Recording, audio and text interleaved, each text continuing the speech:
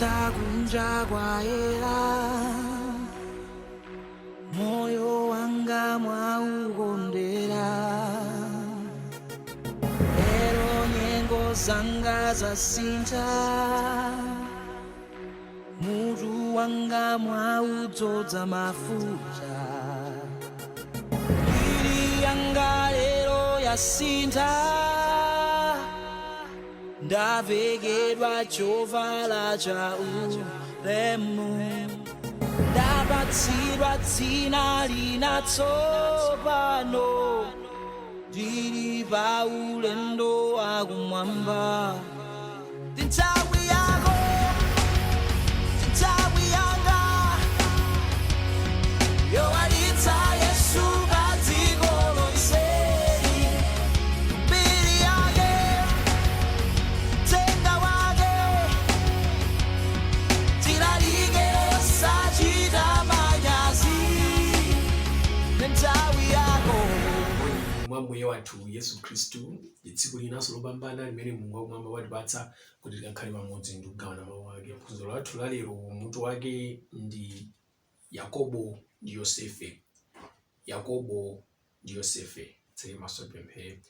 Woyera ndi olemekezeka ndinu Atate Mulungu wamphamvu zonse, amene kukhala kwanu kuli kumwamba ndipo dziko lapansi mpoyikapo mapazi anu. Tikutamandani tikukwezekani nthawi ino, khala nafe tikumutsogolera mu phunziro ili. Mene tikufuna tiphunzire za moyo wa Yosefe komanso tiphunzire za moyo wa Yakobo. Thandizeni, khala nafe m'dzina ndi mphamvu ya Ambuye wathu Yesu Khristu tapemphera. Amen. Yakobo ndi Yosefe. Yakobo ndi Yosefe. Tiphunzira nkhani za anthu awiri amenewa, amene ndithu ali bambo ndi mwana wake, chifukwa Yakobo anali bambo, Yosefe anali mwana wake.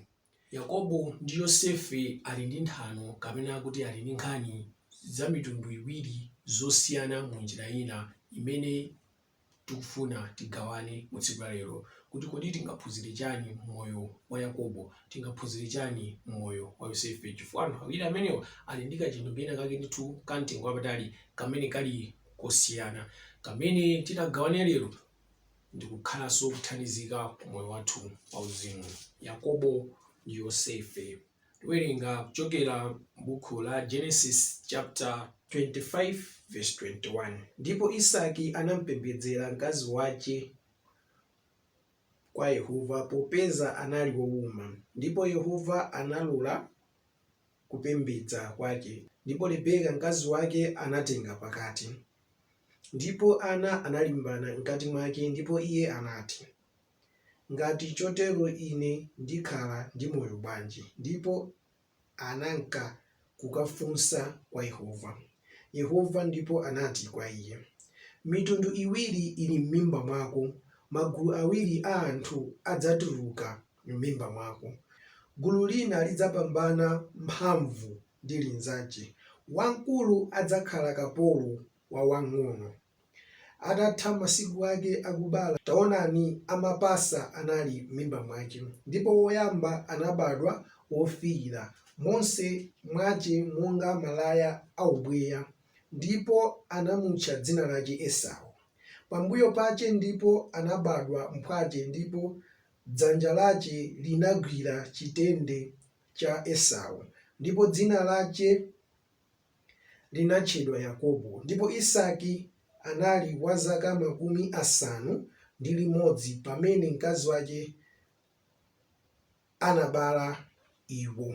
Tawerenga Genesis chapter 25 verse 21 kumatsika musimo, amene tikumva kubadwa kwa Yakobo. Akuti ndithu Isaki anali ndi mkazi wake amene anali Rebeka. Ndipo banja limeneli anthu anali osabereka, mkaziyu anali osabereka. Ndipo abambo amene wa nyumba mmenemu, abambo a Isaki, anampembedzera, anapemphera kwa Mulungu, anadzikhuthula pamaso pa Mulungu ndithu kuti Ambuye mkazi wangayu ndi osabereka, Ambuye mkazi wangayu sizikuyenda, Ambuye nyumba muno mulibe mwana, Ambuye mkhudzeni mkazi wangayu tikhale ndi mwana, tikusowa mphatso ya mwana. Ndipo akuti Mulungu wachifundo, Mulungu wachikondiyo anamva pemphero la bambo ameneyo, anamva pemphero la Isaki, ndipo zinachitikadi, zinatheka.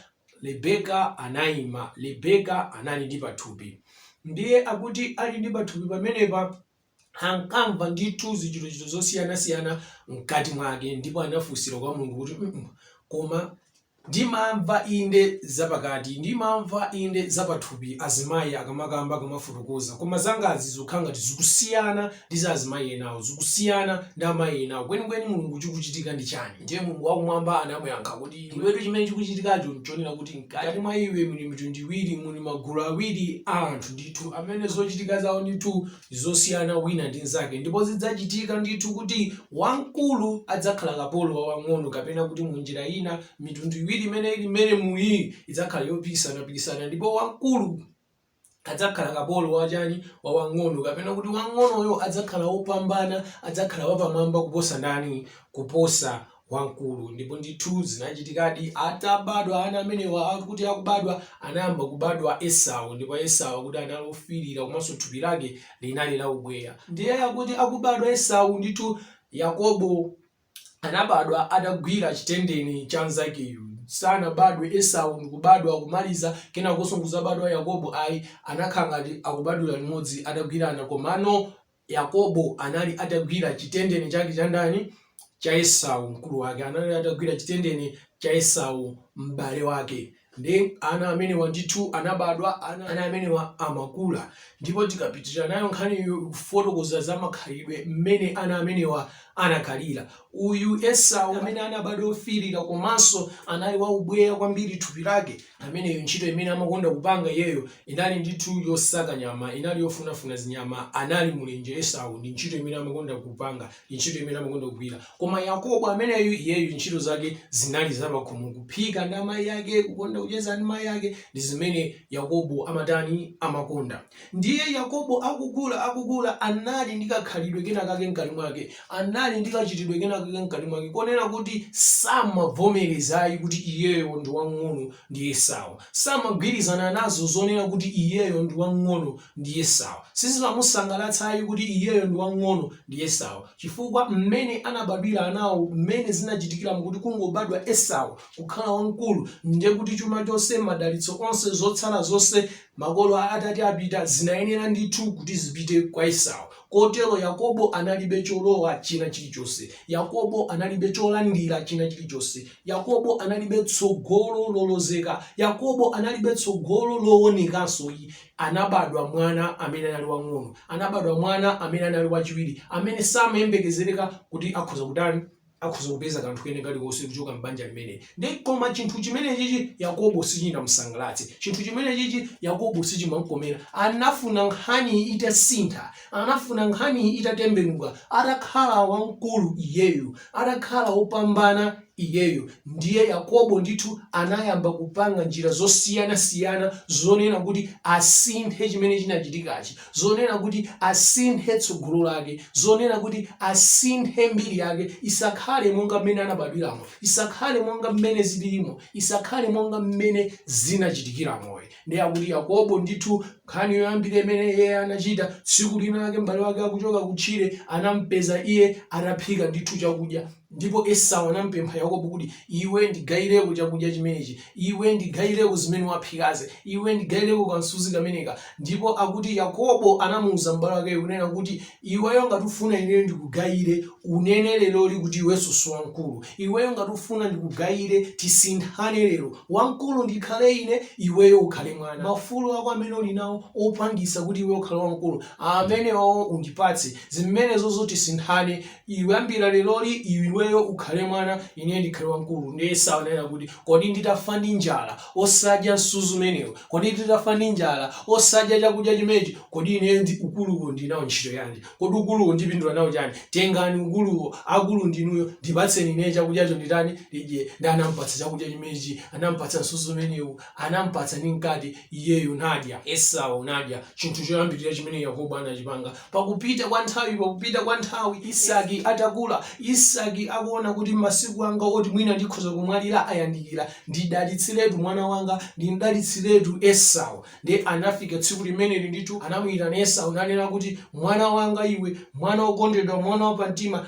mwana wanganso woyamba, amene ukuyenera kulandira madalitso, amene ukuyenera kulandira cholowa, pita kutchire ukandiphere nyama, ndipo nyamayo undikonzere monga mmene timakonzera muja, undikonzere monga mmene ndimafunira muja, undikonzere monga mmene ndimayikondera muja, ndipo ubwere nayo ndidye, ndikadya ndikudalitse. Ndipo mmene akuti mmene amanena zimenezi ndikuti mayi awo ana amenewa amamva, mayi ake a Yakobo, mayi ake a Esau amamva, Rebeka amamva nkhani imeneyi. Ndiye Rebeka amene amakonda Yakobo anaona kuti ndi yosagwira, sizikhala bwino kuti mdalitso alandire Esau, mwana amene ineyo sali wa pamtima panga, ndikufuna alandire Yakobo. Ndiye akuti Esau atanyamuka kupita kutchire kwasaka nyama ija, mayi ake a Yakobo anamuyitana Yakobo nati, tabwera mwana wanga, takhala apa tamva zimene zikuchitika kuno. Abambo ako akufuna amudalitse Esau, abambo ako amufuna amukweze Esau, abambo ako afuna mpatse mdalitso Esau, komano ineyo undimvetsetse, ndifuna mdalitso umene ulandire iweyo.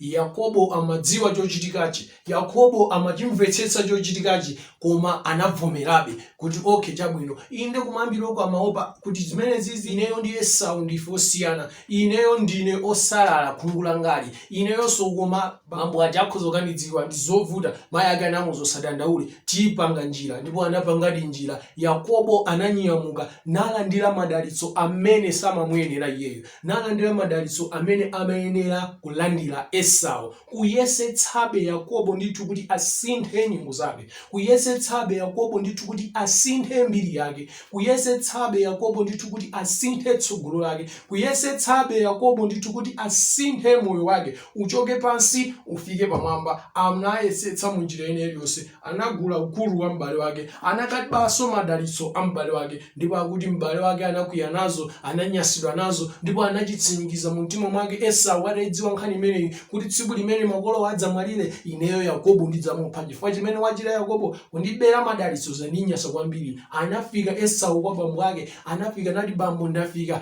ndiyabwera ndidalitseni nyama ija ndi Isake. Anakhala odabwa nati, mwambo wa madalitso wachitika kale, iweyonso kuti ndi ndani wabwera nthawi zanji madalitso ndapanga kale. Kenako ndithu zinazindikirika kuti ani adzatenga madalitso anali Yakobo. Esau analira nati, bambo kodi mdalitso olo umodzi sunatsale, mwampatsa madalitso onse. Isake anena kuti ndandalitsa zonse ndipo palibenso chimene chatsala, ndipo ndampanga kale kuti ndi wamkulu kuposa iweyo, ndandalitsa kale. Esau zinamuyipira, Esau zinamunyasa, koma Yakobo zinamukondweretsa chifukwa chimene amafuna kukhala wamkulu, chimene amafuna kukhala opambana, chimene amafuna kukhala pamwamba. Ndipo nyengo zake zinakhala nozovuta chifukwa chonena kuti anapanga udani pakati pa iye ndi mkulu wake. Kenako ndithu mayi ake ananena kuti iyayi sizitha bwino kuti iweyo mwana wanga ndikuluze, mwana wanga umwalire chifukwa nkhani imeneyi sizikhala bwino, pita kwa m'bale wako Labani. Ndipo Yakobo ananyamuka napita kwa Labani. Anafika Rebeka nayankhula ndi Isake nati, akazi akumudzi kuno sindimaona bwino, akazi akudera kuno sindimaona bwino, sindifuna kuti mwana wanga ayakwatire akazi akuno, bwanji atachoka pakakwatire kwakuti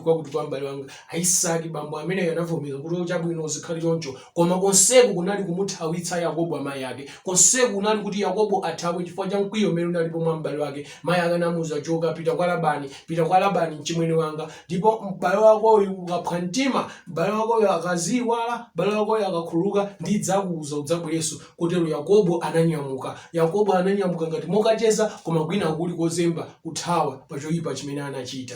Ali kwawo anayesesa Yakobo, ali kwawo anayikangalika Yakobo kusintha nyengo zake kuti zipite patsogolo, kusintha nyengo zake kuti zikhale zabwino. Nthawi zonse Yakobo amafuna kukhala wapamwamba, nthawi zonse Yakobo amafuna zinthu zabwino, nthawi zonse Yakobo amafuna zinthu zimene zinali zokoma, amafuna zinthu zimene zinali zosangalatsa. Iyeyo zokhala pansi samazifuna, iyeyo zokhala wapansi samazifuna, ndi amayesetsa munjira ina iliyonse yabwino ngakhala yoyipa kuti afike pamene Yakobo akufuna. Ndipo anafika ndi ku nyumba imeneyi, ku nyumba ya Labani mchimwene wa mayi ake. Ndipo akuti atafika kumeneko, Labani anali ndi ana awiri, wina anali Leya amene anali wamkulu, ndipo wina anali Rakelo. Ndipo pakati pa akazi awiri amenewa, pakati pa atsikana awiri amenewa, akuti Rakelo anali okongola, Rakelo anali wooneka bwino kwambiri, Rakelo anali otenga mtima, Rakelo anali osangalatsa. koma Leya anali osaoneka bwino, Leya anali osasangalatsa. Ndiye Yakobo monga mwa chikhalidwe chake nthawi zonse ofuna zinthu zabwino, nthawi zonse ofuna zinthu zapamwamba, anafunanso apa kuti atenge Rakelo. Anatengeka mtima kuti akwatirane ndi Rakelo, anatengeka mtima kuti mkazi ache akhale Rakelo. Nda anafika kwa Labani nati ine ndamukonda Rakelo, tufuna amene atakhala mkazi wanga. Nda anagwirizana ameneyu kuti ndikupatse kuti akhale mkazi wako, umugwirire ntchito kwa zaka 7, umugwirire ntchito Rakeloyu kwa zaka 7. Ndipo kwa zaka 7 ndi Yakobo anagwira ntchito yonse imene amagwira pamenepa ndithu amayigwira ndi mphamvu ndi mosangalala, chifukwa kuti Yakobo anamkonda kwambiri Rakelo, anasangalatsidwa naye kwambiri Rakelo, anakondweretsedwa naye kwambiri Rakelo. Ndipo Yakobo anagwira ntchito zaka 7, ntchito yonse amagwira kugwirira Rakelo. Ndipo zaka 7 zitakwana kuti apatsidwe Rakelo, mwambo wa ukwati unachitika. Ndipo Labani anatengadi mwana, ndipo Labani anatengadi mtsikana nampatsa Yakobo, nalowa naye mukwati, nakhala naye usiku wonse. Pakucha mama wa Yakobo akudzuka ayang'ane mkazi wake, ayang'ane nkhope ya mkazi wake, anapeza kuti sanali Rakelo, anapeza kuti anali Leya. Pachimenechi Yakobo sanakondweretsedwe mtima mwake, ndipo ananyansidwa kwambiri. Ndipo anakamfunsa Labani, mwandichitiranji chimenechi, mwachichitiranji chimenechi, zatheka bwanji tinagwirizana Rakelo, zatheka bwanji tinagwirizana wang'onoyu, zatheka bwanji mukandipatsa lero Leya? Anayankha Labani mosang'ung'udza, anayankha Labani mosanjenjemera, sititero kwathu kuno, sizimachitikayi kwathu kuno kuti akambe kukwatira wang'ono wamkulu asanadani, wamkulu asanakwatire. Komano sipanavute, ngati mukumfunitsitsadi wang'onoyu, ngati mukumfunitsitsadi Rakelo, gwiraso ntchito zaka zina 7, mundigwirire ntchito zaka zina 7, ndipo ineyo ndikupatsani mwana ameneyu. Ndigwirire ntchito zaka zina 7, Rakeloyu akhala wanu. Pa zaka 7 zimene Yakobo ankamugwirira ntchito Rakelo, pa zaka 7 zimene Yakobo ankamugwirira ntchito Rakelo, Yakobo ankadziwa kuti pakati pa Leya ndi Rakelo, wamkulu ndi Leya, wang'ono ndi Rakelo. Zimene zizi Yakobo amazidziwa. Ndipo pakukhala zaka 7 mu dera limene lili, pakukhala zaka 7 mu mzinda umene Yakobo amadziwa kuti mmene amachitira kunoku amayamba kukwatira ndi wamkulu, ndipo wang'ono amadzakwatira wamkuluyu atatani, atakwatira kale. Sizingatheke kuti zinali zachilendo. Yakobo zimene zizamazirani amazidziwa. Koma pakukhala nthawi zonse ofuna zinthu zabwino, pakukhala nthawi zonse ofuna zinthu zokoma, ankaganiza kuti popeza tapangana kuti ndimugwirira ntchito zaka 7, zonena kuti ayenera kuyamba kukwatira nduyu, I think zilibe ntchito. Zonena kuti ayamba kukwatira nduyu, I think sizingagwirenso panopa, because tapangana kuti ineyo ndimugwirira ntchito ndani, Rakelo. Nthawi zonse kufuna yani zinthu zabwino munjira, ngakhale ingakhale yoyipa, ngakhale labwino. Ameneyo ndiye Yakobo. Nthawi zonse kukakamiza zinthu, nthawi zonse kupanga pushi zinthu, nthawi zonse kufuna zabwino zonse zikhale za iyeyo, nthawi zonse kufuna kukhala mzimene iyeyo akufuna, ngakhale dongosolo lake lisali limenelo, ngakhale dongosolo lake lisali limenelo, ngakhale ndondomeko yake sali limenelo. Ndipo Yakobo pakuzolera kuti anaphunzitsa m'bale wake Esau, pakuzolera kuti anaphunzitsa bambo wake, anaonanso kuti ineyo ndi mmene zimakhalira, ineyo ndinochenjera, ndikafuna zanga nthawi zonse zimatheka. Uyuyu Labani ndingomugwirira ntchito zimene zizithekani pa Rakelo, komano sizinatheke, anampatsa Leya. Ndipo zitachitika zimene zinamuza kuti ngati ukumfuna ameneyu ndikupatsa, ingokwanitsa masiku ake a Leya ndikupatsa inayo, koma ugwiranso ntchito zaka 7. Ndipo atakwanitsa masiku ake a Leya, sabata limodzi anampatsanso Rakelo, ndipo namugwiriranso ntchito zaka zina 7. Amene ndiye Yakobo. Nthawi zonse kufuna zinthu zabwino, pangavute pasavute anenera apeze zinthu zabwino, pangavute pasavute akhale wapamwamba, pangavute pasavute akhale nazo zinthu zabwino zokhazokha. Ndiye Yakobo anapitirira, ndipo akuti nthawi imene tsopano atabadwa Yosefe kuchokera mwa Rakelo, Yakobo ananena kuti tsopano panopa azikaziwa ndagwirira ntchito, azikaziwa ndi yanga, ana wanso amene aberekawa ndi yanga, ndagwirira ntchito azikazi amenewa zaka 7. Mundilole tsopano Labani, mundilole ndinyamuke ndizibwerera kuti ndizibwerera kwathu. Ndipo Labani ananena kuti ayi musanyamuke, bwanji mundigwirirenso ntchito. Kenako Yakobo ananena kuti okay, chabwino, ndavomera, ineyo ntchito nditani ndikugwirirani, ineyo ntchito ndikugwirirani. Ndipo anapangana malipiro pamene paja.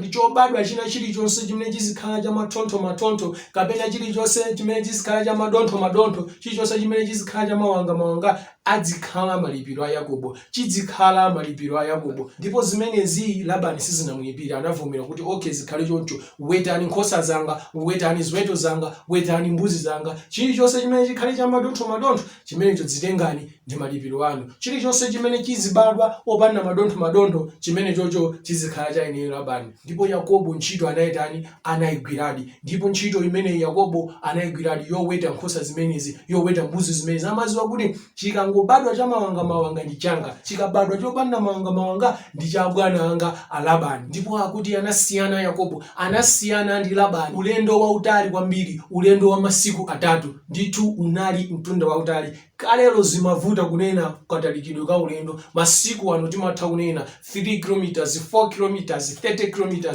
100 km, koma nthawi imeneyo zimenezi zikunali kulibe. Mmene amayezera kutalika kwa mtunda amayezera ndi masiku. Panali ulendo wa tsiku limodzi, panali ulendo wa masiku awiri. Nde mmene munthu ungayendere wapansi kuti wanyamuka ulendo kuyenda tsiku lonse ulendolo, ndi mmenenso amayezera kutalika kwawo. Nde akuti Labani ndi Yakobo anasiyana mtunda wa maulendo masiku atatu, ndithu unali ulendo wautali. Nde Yakobo anali mbali ina amaweta nkhosa zimenezi, tanthauza kuti ndithu anali ndi mphamvu zonse pa nkhosa zimenezi, anali ndi mphamvu zonse pa zoweta zimenezi. Zimene amachita kumene ku Yakobo zinali za iyeyo payekhayekha, opanda omusokoneza. Labani amangobwera nthawi ina kapena amangobwera mu nyengo zina kudzangoona kuti zikhala bwanji, koma ntchito yonseyi imagwirika ndi yekha Yakobo. Nde Yakobo akuti anasankha, ananena kuti zonse zobadwa za mawanga, zonse zobadwa za madontho zimenezi zidzikhala zanga. Ndipo Labani zimenezi anavumiriza nagwirizana choncho. Ndipo akuti inafika nthawi ndithu zinyama zambiri, ziweto zambiri, zathanzi ndi zamphamvu zinapezeka kuti zambiri zonse ndi za Yakobo. Ndipo Yakobo anapezeka kuti anali ndi ziweto zambirimbiri. Ndipo Yakobo anapezeka kuti anali ndi antchito ambirimbiri. Yakobo anapezeka kuti analemera chifukwa kuchokera mu mgwirizano uwu Yakobo anapeza ziweto zambiri. Zinabwera bwanji ziweto zimenezi? Yakobo akuti chimene anachita, popeza kuti iye anasankha za mawanga, popeza kuti iye anasankha za madontho, zimene anachita Yakobo anakapeza mitengo ya green, anakapeza mitengo ya bwinobwino ya fresh. Ndipo mitengo ija atayitenga Yakobo anayisenda nkumaonekera choyera cha mkati chija chimene chimakhala cha mtengo chija. Ndiye mitengoyo akayisenda, anayisenda malaini osati kusenda khungu lonse. Ndiye mitengoyo imaoneka ndithu kuti pena poyera pena pa green, pena poyera pena pa green. Munjira ina mitengoyo imaoneka mawanga. Ndiye akuti anatenga mitengo imeneyi ndikukayika kumene ndithu ziweto zimenezi zimakonda kumwera kumadzi, chifukwaso kunali komweko kumene ziwetozi zikakhala kuti zikuyandikira tsopano kuti zime, zimakonda kukhalira pamodzi kumene koko. Ndiye akuti iyeyo anatenga mitengo imeneyi ndikukayika kumene kuja. Ndiye kumwalo konseko kumaoneka mawanga. Ndiye pa nthawi imeneyi ziweto zimene zimati zikapita kuti zikakhale pamodzi zimakhala ndithu kuti zili mmalo amenewa amene akuoneka mawanga. Ndiye zimenezi zinathandizira kuti ziweto zambiri zimene zimabadwa za mawanga. Njira imeneyi inapeza kuti Yakobo anapeza ndithu ziweto zambiri. Yakobo anali ndi ziweto zambiri. Ndiye kuti Yakobo amaonetsetsa ndithu kuona kuti nyama zimene zikufuna panopa kuti mwina zikhoza kukhala pamodzi ndi zamphamvu, ndi zathanzi, amatenga mitengo ija ndikukayika kumene kuja. Akaona kuti nyama zimene zikuoneka kuti zikufuna zikhale pamodzi si zamphamvu, ndi zofowoka, ndi zosakhala bwino, amangachotsa mitengo ija. Kotero zinapangisa kuti iyeyo nthawi zonse nyama zake zimakhala zamphamvu, iyeyo nthawi zonse nyama zake zimakhala zimene zili zabwino. Ndipo ndithu kumapeto kwake mpaka ana a Labani anayamba kupanga nsanje, chifukwa zimaoneka kuti ziweto zonse zija zikulowera kwa Yakobo, madalitso onse aja akulowera kwa Yakobo. Musamuyiwaletu Yakobo ndi munthu amene nthawi zonse amafuna zabwino, ndipo amachita kuthekera kwina kulikonse kuti apeze chinthu chabwino, amachita kuthekera kwina kulikonse kuti akhale pamwamba. Kufika na nthawi iyi tsopano ana a Labani anayamba kupanga nsanje, nanena kuti chuma cha bambo athu chupita kwa ameneyo. Ndipo Yakobo anaona kuti kukupita kusizitha bwino, apapa ndinyamuke ndizipita, koma ulendo ndikatsanzikaso sizitha bwino. Anangofika kunyamuka kumapita. Kenako Labani anakwiya naye naye namutsatira iye. Koma mwa iwo Mulungu analowererapo namuonekera Labani m'malo namuwuza kuti usachite choyipa china chiliyonse kwa Yakobo. Ndipo anakumana naye Yakobo nanena kuti ndikanakuchitira iwe choyipa lero, ndikanakukantha iwe lero, ndipo zonsezi ndikanatenga, koma Mulungu wako wandiwuza kuti ndisakuchitire choyipa china chiliyonse. Ndipo anapangana pangano ndi Labani kuti sadzachitiranaso choyipa. Ndipo Yakobo anapitira ulendo wake, ndipo Labani anabwerera. Ndipo mmene Yakobo amapita analibe ndi mantha kuti kodi zikandithera bwanji ndi m'bale wanga uja. Ndipo anagawa katundu wake m'magulu, ena nawo watsogoza, ena nawo watsogoza, nayika oyamba, achiwiri, achitatu napanga choncho. Ena wangalanga kumayendesa, ena watsaye. Ndipo akuti amapatsa nyama, ndipo amapatsa ziweto, namayenda nazo m'magulu muja. Nanena kuti ngakumana ndi Esau umuwuze kuti zimenezi ndi mphatso zake, ngakumana ndi Esau umuwuze kuti zimenezi ndi mphatso zake. Iyeyu anali ndithu kumapeto kwa gulu limeneli. Ndipo akuti ndi musiku wina umene Yakobo tsopano, musiku wina umene Yakobo ali yekha atatsogoza chuma chake, atatsogoza ziweto zake, kuopa ndithu m'bale wake, atatsogoza azikazi ake, atatsalano yekha namangolingalira kuti koma zindithera bwanji zija ndinapanga kale zija ndi Esau, zindithera bwanji mayendedwe amene nayenda kale aja ndi Esau. Genesis 32 verse 24 kumatsika m'munsi. Ndipo anatsala Yakobo yekha, ndipo analimbana naye munthu kufikira m'bandakucha. Ndipo pamene anaona kuti sanamlaka, anakhudza nsukunyu ya ntchafu yace. Ndipo nsukunyu ya ntchafu yace ya Yakobo inaguluka pakulimbana naye. Ndipo iye anati, ndileke ndimuke chifukwa kuli kucha. Ndipo Yakobo anati, sindidzakuleka iwe kuti umuke ukapanda kundidalitsa ine. Ndipo iye anati kwa Yakobo, dzina lako ndani? Nati iye, Yakobo. Ndipo anati, dzina lako silidzatchedwanso Yakobo, koma Israeli, chifukwa unayesana naye Mulungu ndipo unapambana. Yakobo ndipo anamufunsa iye nati, undiwuze dzina lako. Ndipo iye anati, undifunsa dzina chifukwa ninji? Ndipo anandidalitsa iye pamenepo. Apano tikumuona Yakobo atatumiza magulu anthu aja, atatumiza zinthu zosiyanasiyana, natsalano iyeyo ndi azikazi ake, natumizanso azikazi ake, kenako natsalano yekha Yakobo akulingalira kuti kodi zitha bwanji, kodi tionana bwanji ndi Esau. Ndipo akuti panadza munthu, anabwera munthu musiku amenewo, ndipo munthu ameneyo atafika, Yakobo anayamba kukangana naye, Yakobo anayamba kulimbana naye, Yakobo anayamba kukangalika naye munthu ameneyo. Ndipo akuti analimbana musiku wonse, analimbana musiku wonse kufikira na m'bandakucha. Ukufika m'bandakucha kuti kukucha tsopano, munthu amene ananena kuti iwe ndisiye ndidzipita tsopano kukucha. Ndipo Yakobo ananena kuti ineyonse ndikusiyani kufika na pokapoka inuyo mutandidalitsa. Ndipo munthu ameneyu anamufunsa Yakobo nanena kuti iweyo ndi ndani, dzina lako ndiwe ndani? Ndipo Yakobo anayankha kuti ndine Yakobo. Ndipo anamuwuza kuti iweyo dzina lako sudzakhalanso Yakobo, udzakhala Israeli, chifukwa walimbana naye Mulungu, ndipo iweyo watani? Wapambana. Ndipo akuti munthu ameneyu anamudalitsa Yakobo, namuwuza kuti dzina lako sudzakhalanso Yakobo, iweyo udzakhala Israeli, chifukwa tsopano pano walimbana naye Mulungu, tsopano pano wakangalika naye Mulungu, ndipo iweyo wapambana, sunalepheri, sunabwerere mbuyo, sunazisiye, sunatope, wakangalikabe, wapambana, iweyo dzina lako ndi Israeli. Ndipo akuti munthu ameneyu anamudalitsa tsopano Yakobo, anamudalitsa tsopano Israeli. Ameneyu ndi Yakobo, amene ndithu mukubadwa kwake anabadwa mwana wang'ono, amene mukubadwa kwake anabadwa mwana wachiwiri, amene mmene zinayenera kukhalira anayenera kukhala wapansi, mmene zimayenera kukhalira amenera kukhala wapambuyo pa Esau. Koma Yakobo anali nawo makhalidwe osavomereza zimenezi, koma Yakobo anali nawo makhalidwe osavomereza kuti nyengo zanga zili chonchi, osavomereza kuti mmene zikuonekera muzili chonchi. Amayesetsa Yakobo, anali nawo mtima Yakobo, anali nawo machitidwe Yakobo ofuna nthawi zonse kukhala ndi zabwino, ofuna nthawi zonse kukhala ndi pamwamba. Ndipo amayesetsa kuchita kuthekera kwina kulikonse, kukaya ndi kwabwino kaya ndi koyipa,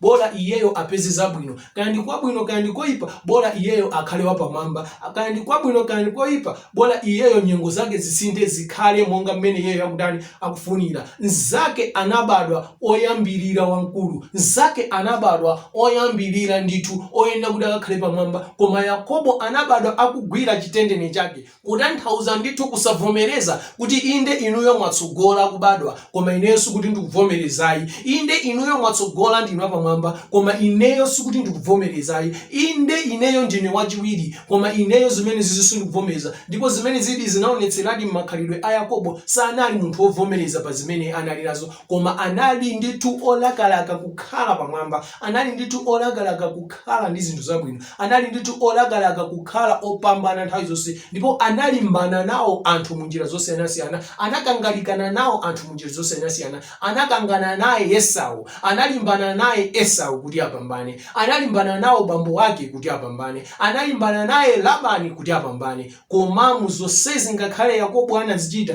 muzonsezi ngakhale Yakobo anazipanga, anazionabe Yakobo kuti sizimakwanira, anazionabe Yakobo kuti sizikwanira. Kufika na pa nthawi iyi imene Yakobo analimbana ndi Mulungu wakumwamba, kufika na nthawi iyi imene Yakobo anakangamira Mulungu wakumwamba, kufika na nthawi iyi imene Yakobo anakangalika pa Mulungu wakumwamba. Ndipo akuti atalimbana ndi Mulungu wakumwamba Yakobo anadalitsidwa, atalimbana ndi Mulungu wakumwamba Yakobo nyengo zake zinasintha, nyengo zimene amachita kukankhira kuti zisinthe, nyengo zimene amachita kukakamiza kuti zisinthe, atalimbana ndi Mulungu Yakobo, atakangalika ndi Mulungu Yakobo, nyengo zake zinasintha, opanda kumubera wina aliyense, opanda kumunyenga wina aliyense, opanda kumunamiza wina aliyense, opanda kumupusitsa wina aliyense. Atakangalika ndi Mulungu, nyengo zake za Yakobo zinasintha. Tatiye timuone mwana wake wa Yakobo amene analinso wang'ono wakumapetopeto amene anabadwa, chifukwa tu Yosefe anali mwana wa chinamba 11 amene anabadwa. Atabadwa iyeyo panabwera wina omaliza amene anali Benjamini. Kotero Yosefe anali ndithu mwana wakutali kwenikweni ndi madaliso, anali ndithu mwana wakutali kwenikweni ndi kuchina chilichonse chimene chimayenerezana, chimene chimkana mkweza munthu, anali wakutali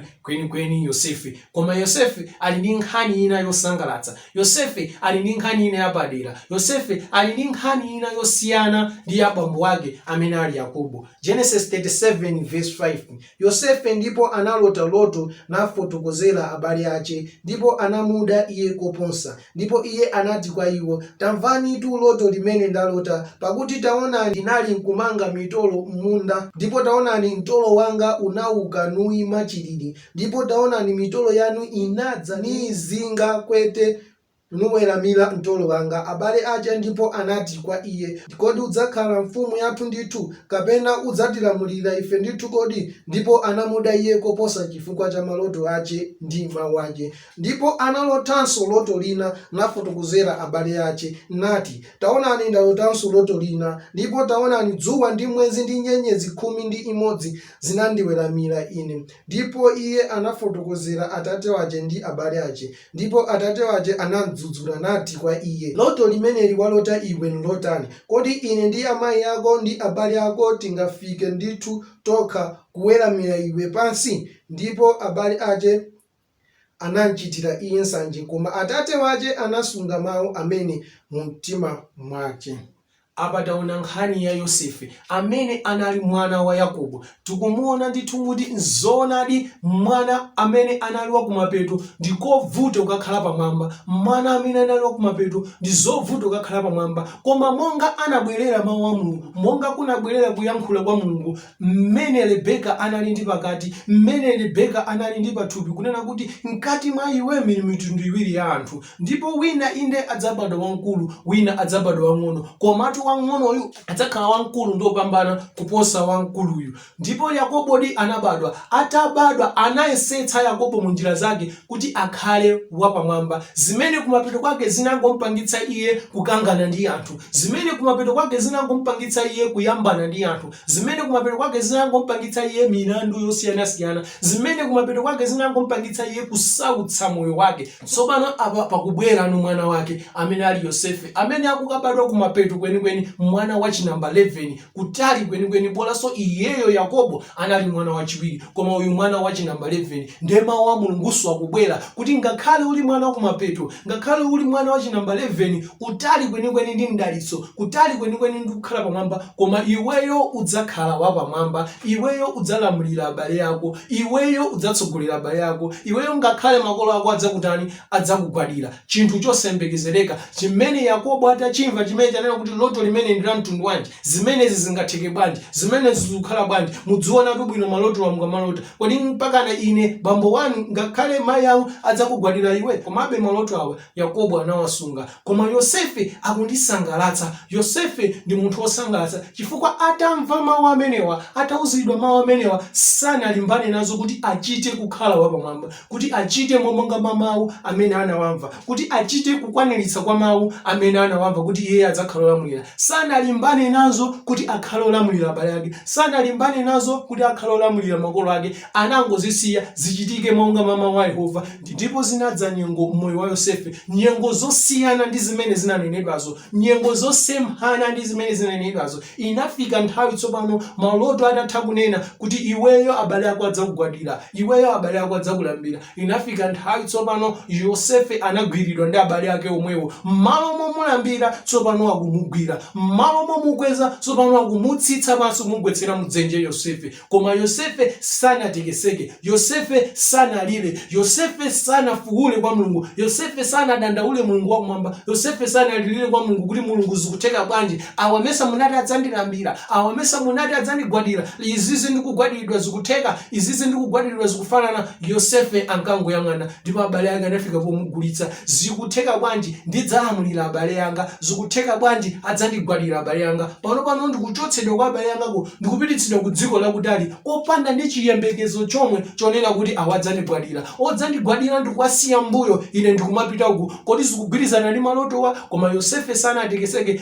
ankangoyang'ana, aona Mulunguyo mmene atachitire. Inafika nthawi anafika ku Igupto, ndipo kumene kumwina pokumutenga amaganiza kuti ngamene andigulawa mwina malonda sakayenda, kena kwangu ndisiya nzibwerera kwathu maloto akakwaniritsidwe. Koma anagulidwa ndithu ku Egypt, zosagwirizana ndi zimene Mulungu wakumwamba ananena. Komabe Yosefe anazisiya zikhale monga mmene Mulungu wakufunira, anazisiya kuti maloto chonenedwacho chichitike monga mmene Mulungu wakumwamba kufunira. Zimene iyeyo zimathekera kuti achite amachita, samakakamiza zinthu. Sanathawe Yosefe, sanamenyane ndi munthu Yosefe, sanayesere kuthawa mmene anthu aja amamugwira okamugulitsa, anakhalabe kumweko. Ndipo atafika ndithu atagulidwa mnyumba ya Potifara, anali ndi ufulu wonse, akuti amayang'anira china chilichonse ndipo amakondedwa, anali ndi ufulu, akanatha kupita koyenda, ndipo koyenda akanakathanso kuthawa. Koma Yosefe sanachite zimenezo. Yosefe sanakakamize maloto ake, Yosefe sanakakamize tsogolo labwino limene amalifuna, Yosefe sanakakamize tsogolo labwino limene linanenedwa kuti iye adzalamulira abale ake. Anangozisiya, ananena ndi Yehova, akwaniritse ndi Yehova. Iyeyo amangochita zothekera zabwino ndi zolondola zakumbali yake. Inafika nthawi ndithu zikuyenda nyumba mwa Potifara, akukhala mwamtendere nyumba mwa Potifara. Chachilendo chinachitika, nanamiziridwa kuti amafuna kugwirira mkazi wa Potifara, ndipo nkhani imeneyi anakathira nayo kundende. Yosefe sanafune kukakamiza maloto aja, Yosefe sanafune kukakamiza kukhala moyo wapamwamba, Yosefe sanafune kukakamiza kufuna kukhala mfulu. Anamusiya Mulungu akhale Mulungu, achite Mulungu monga mawu ake. Ndipo anakafika di kundende, ndipo mmene anafika kundende sanakhale munthu wankhawa, sanakhale munthu olira, sanakhale munthu oyang'ana kwa Mulungu kumalira kuti chikuchitika ndi chani zikhala bwanji. Anakhala mmoyo waufulu, anakhala mmoyo wa mtendere. Ndipo kundendeko analokhulupirika, ngakhale kundendeko amamudziwanso kuti uyu ndi munthu wokhulupirika ndipo ndi munthu wodalirika. Anakhala moyo wa mtendere. Chimene chabwera pamaso pa Yosefe kuti achichite, amachichita mwaulemu ndi wokhulupirika. Ngaya ndikukhala nyumba mwa Potifara, anakhalamo mwaulemu ndi mokhulupirika. Kaya ndikukakhala kundende, anakhalako mwaulemu ndi mokhulupirika. Kufikira na tsiku ili ndithu mfumu analota maloto, atalota maloto amenewa nasakasaka kuti atamasule maloto ndani. Ndipo inafika nthawi imene wina anakumbukira ali mundende kuti munali Yosefe amene anatimasulira maloto athu, ndipo zinachitikadi monga maloto. Ndipo Yosefe anayitanidwa kuti akamasule maloto a mfumu wa ku Egypt. Genesis 41 verse 37. Ndipo chinthucho chinali chabwino m'maso mwa Farao ndi m'maso mwa anyamata ake. Ndipo Farao anati kwa anyamata ake, kodi ife tidzaona munthu ngati uyu? Mzimu wa Mulungu uli mtima mwace. Ndipo Farao anati kwa Yosefe, popeza Mulungu wakuonetsa iwe zonsezo, palibe wina wakuzindikira ndi nzeru ngati iwe. Uziyang'anira pa nyumba yanga, ndipo anthu anga onse adzalamulidwa mwa mawu ako. Pa mpando wachifumu mfumu pokha ine ndidzakuposa iwe. Ndipo Farao anati kwa Yosefe, taona ndakhazika iwe wolamulira dziko lonse la Igupto. Iyi inali nthawi Farao atalota maloto tsopano naso masulira naso otanthauzira mwayi nugwera Yosefe. Nkhani imfika Yosefe ndipo Yosefe anabwera nanena kuti inde ya mfumu, maloto amene mwalota mfumuwo ndithu akutanthauza chinthu chimodzi, kukhala zaka zabwino, kukhala zaka za chakudya, kukhala zaka za mvula yabwino, kukhala zaka ndithu za zakudya zokwana zisanu ndi ziwiri, zaka 7. Ndipo pakatha zimenezo pabweranso zaka zina za njala ndi zopweteka, zaka 7 zina. Inuyo Farao chimene mungachite mufunefune munthu wanzeru, ndipo munthu amene iyu mukamupeza adzitolera adzisunga limodzi la magawo asanu a chakudya cha mu Igupto. Ndipo akamasunga chakudya chimene chichi chidzagwiritsidwe ntchito pa zaka zisanu ndi ziwiri za njalazo. Ndipo mfumu Farao chinamkomera chimenechi ndi anyamata ake, chinamkomera chimenechi ndi anthu ake, chinamkomera chimenechi ndi antchito ake. Ndipo ananena kuti sitikusowekanso kuti tikafunefunenso munthu wina, iweyo Yosefe ndi amene utagwire ntchito imeneyi. Kuyambira leloli iweyo Yosefe ndi wolamulira Igupto ino, ndi wolamulira anthu anga onse, ugwire ntchito imeneyi, uchite zinthu zimenezi. Yosefe sanangomupatsa ngati minister of agriculture, Yosefe sanangomupatsa ngati choncho, anampatsa ugovernor kamene kuti anampatsa uvice munjira ina wa ku Egypt. Analolamulira Egypt yonse. Amayamba amfumu wachiwiri wake amakhala Yosefe. Maloto amene analota ali wang'ono Yosefe, mawu amene ananenedwa ali wang'ono Yosefe, anangowasiya achitike monga mwa Mulungu wakumwamba, anangowasiya zichitike monga mwa Mulungu wakumwamba. Ndipo Mulungu anakwaniritsa mawuwa pakusakakamiza, pakusakankhizira kwina kulikonse kumene Yosefe anakuchita. Mulungu wakumwamba ndi wokhulupirika. Tilipo ena anatilonjeza zinthu zosiyanasiyana, tilipo ena anatilonjeza madalitso osiyanasiyana, koma mwina pakuona kuchedwa timesera njira zathu, mwina pakuona kuchedwa timesera kukankhizira. Mulungu akanena wanena, Mulungu akanena wanena, ndipo mawu ake sadzapita pachabe kufika natachita chonse chimene mawuwa ananena. Mulungu wakumwamba adzakwaniritsa chofuna chake pamaso pathu. Mulungu wakumwamba adzakwaniritsa chofuna chake kumiyoyo yathu. Sitikusowekanso kukakamiza, sitikusowekanso kukankhizira. Tichite zomwe tikuyenera kuchita, zabwino ndi zolondola, monga mmene amachitira Yosefe. Ali kwawo anali wokhulupirika mu zonse. Ngakhale anamugwira anali wokhulupirika kukugwidwako, ngakhale anali mkapolo anali wokhulupirika monga mkapolo, ngakhale anali mundende anali wokhulupirika monga mundende. Sanakakamize moyo wake, ngakhale nyengo zake ndi mawu amene ananenedwa zinali zosemphana, sanakakamize Yosefe. Kuthekera kumene anali nako iyeyo amakuchita, kumene sangafikire zimene zamazisiya, zimene zinali zosiyana ndi zosemphana ndi zimene bambo wake ankachita moyo wawo mmene anali mnyamata, ankachita moyo wawo chifukwa bambo wake anali okankhizira zinthu, bambo wake anali okakamiza zinthu zimene zinabweresera kumavuto. Ndipo kumapeto kwake mwachisomo mwa Mulungu anazindikira kuti ukafuna kusintha nyengo usalimbane ndi anthu, ukafuna kusintha tsogolo usalimbane ndi anthu. Ungolakwitsapo, ungolakwapo chabe, ungotengapo mbiri ya chabe. Koma ukafuna kusintha nyengo limbana ndi Mulungu, ukafuna kusintha nyengo kangalika ndi Mulungu. Ndipo Mulungu timakangalika naye bwanji? Timakangalika naye mukupemphera,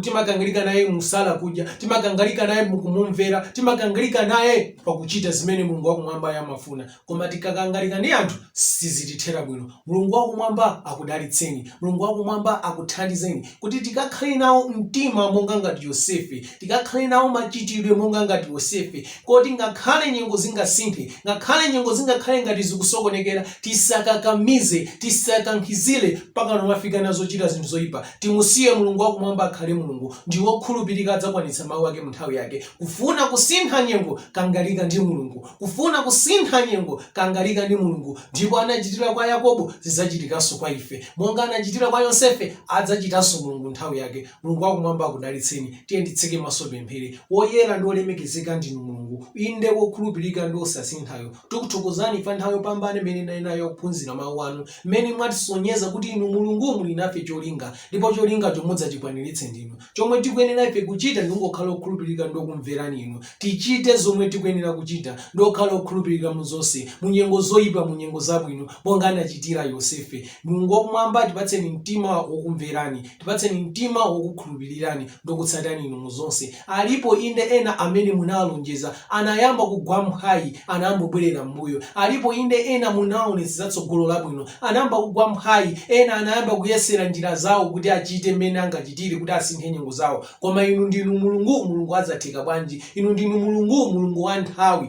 Kufika nthawi imene kudzakwanitsa mawu anu. Tipatseni mtima odekha ndi mtima odikira ndi oyang'anira kwa inu nthawi zonse. Mu dzina ndi mphamvu ya Khristu Yesu tapemphera, amen. Mulungu wakumwamba akudalitseni pakukhala pamenepo kutenga nthawi yanu ndithu kuonera uthenga umene mukafunanso mauthenga ena mukhoza kupita pa masamba athu a intaneti pa www.itcministries.com. Munali ndine Evangelist Lesa Mponda. Mulungu wakumwamba akudalitseni.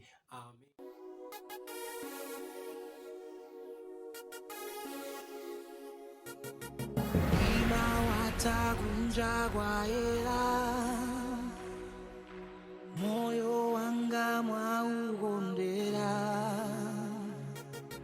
lero nyengo zanga zasintha mutu wanga mwaudzodza mafuta mbiri yanga lero yasintha ndavekedwa chovala cha ulemu ndapatsidwa dzina linatsopano ndili pa ulendo wakumwamba.